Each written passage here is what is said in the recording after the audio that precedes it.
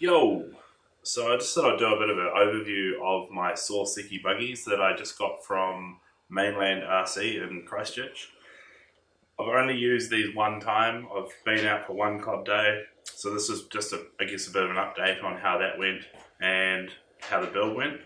I'm probably been in RC cars for maybe a year and a half now. So these are the first kits I built. I had a Lossy 3.0 buggy and 2.0 truggy before that.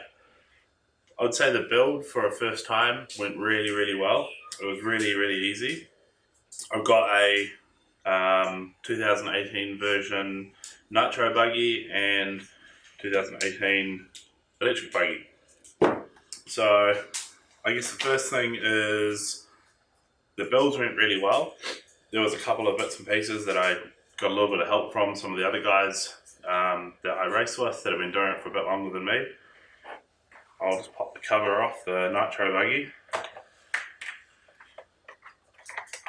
So in terms of the build, again it was easy, the parts were really good. I didn't strip any screws and I'm pretty bad at doing that, so that was a good start.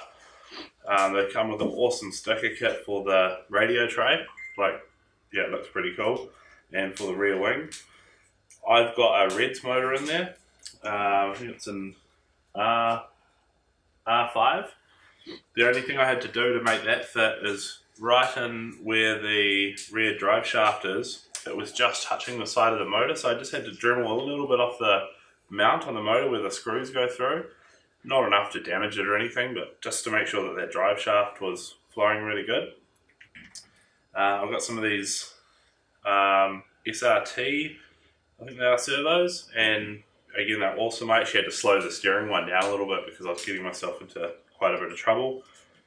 I was maybe a little bit skeptical of the carbon fibre shock tower mounts. I've got a bit of experience with the carbon fibre with mini quads and I do break it quite often, but after one day at the track, or a day and a half at the track, I didn't break anything. It was just solid and I definitely cartwheeled the hell out of it and hit everything that I possibly could. The radio tray is really good. I just made my own switch up for the power for the receiver battery, which is just a little bullet connector. And so I just put it in and it's turned on, pop it off, and it's off. So it's really easy, and it's easy for someone else if they're pitting for me and they need to turn the car off. It works really well.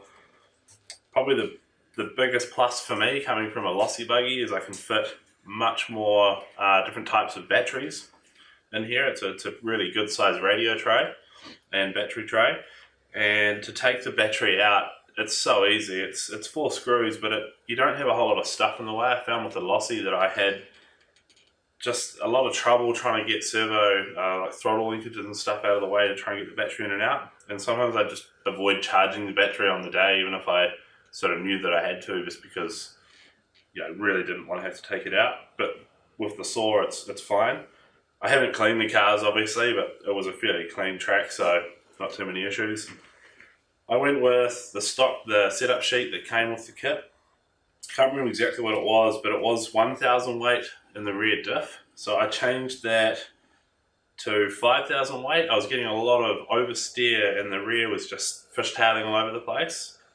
With the 5,000, it was much better, but I still got a little bit of crazy stuff happening coming out of corners.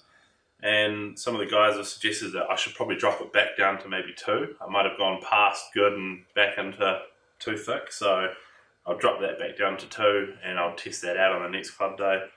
But love how it handles. My lap times are way quicker than they've ever been before, and it's sort of, I think I just need to work on my consistency now and get used to the car.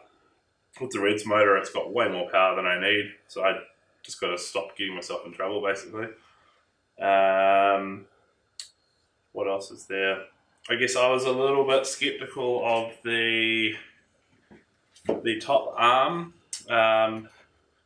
There's a few plastic components in there, and I sort of thought, I wonder if I'll break those, but I didn't. And like I said, I definitely cartwheeled the hell out of it.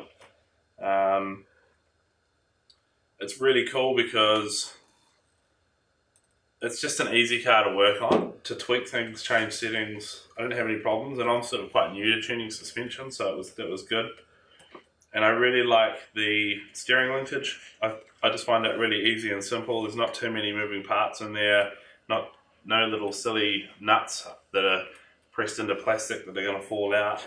Had a couple of bolts come loose on the first day with it, but that was to be expected with any kit, so no, really happy with it. The bodies, I'd never airbrushed a body before, so a friend helped me out with that because he's got a bit of experience in it. These, I don't know what you call them, wings or whatever you want to call them, they were a bit tricky to get in with the airbrush, but we got in there, and I'm really happy with how they came out. And again, the bodies didn't break or anything, so that was a big plus. Just to show you the e-buggy.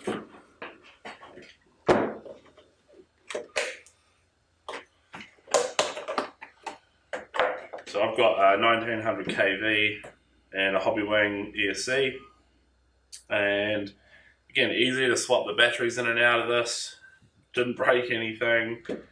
The similarity in the way that they handle was they were very similar, which is really good because I just want to get my buggy time, my driving time up, so I can try and improve and do a bit better in some of the races.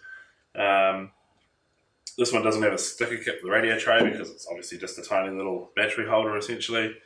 The way that the cables route from the ESC through to the receiver box or radio tray is really cool. There's like a little channel that goes under the center diff, and it's just, as long as you get it in there right, you've got no risk of having cables coming out or getting ripped up in drive shafts or anything like that. Yeah, no, really happy with them. I think I'll just keep you posted as to how I go once I get a bit more used to them, but so far, really happy. I've got a S-Works buggy up on the shelf.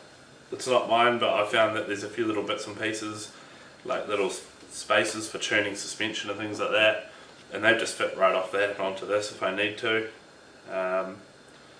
But yeah, same deal, same paint scheme, same body more or less without holes cut out for the motor. Really happy with how that came out. So I'll give you an update after the next race, but really happy with these so far, and you're happy with the support from mainland RC. It's been really good. Cool. Catch you next time.